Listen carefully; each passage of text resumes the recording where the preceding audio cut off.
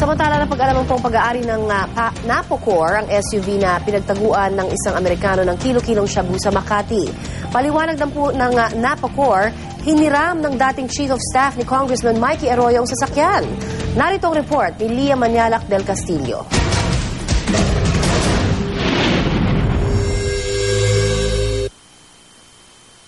Sa isang itim na kartong nakasalansan sa cabinet na tagpuan ng PNP Anti-Illegal Drug Special Operations Task Force ang 2 pakete ng shabu na ito na tinatayang nasa 1 kilo. Bukod dito, 5 gramong cocaine din ang nasabat nila. Ang suspect, ang Amerikanong si Brian Hills, na 4 na taon na raw labas-masok sa bansa bilang turista.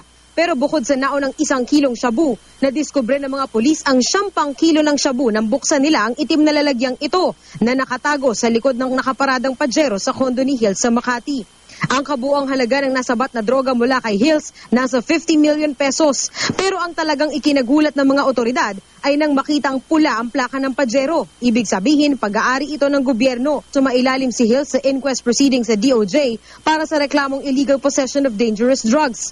Ang sasakyan naman, pinadadala na ng DOJ sa PNP sa Lunes para ma-inspeksyon. May sinasabi siyang hindi ganyan at meron siyang kaibigan, no, na sa kanyang kaibigan daw yung Pajero niya. We're still validating that information. Lumalabas sa investigasyon na pag-aari ng Napocor ang Pajero.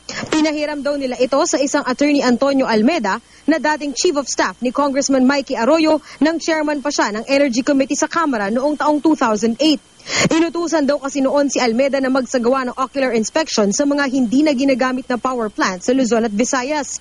Sinubukan naming hingan si Arroyo ng pahayag pero hindi siya sumagot sa aming mga tawag at text. Si Almeda naman, todo tangging kilala niya si Hills. Ayon kay Attorney Jay Flaminiano, abogado ni Almeda, naibalik na raw ang sasakyan sa Napocor noon pang 2010.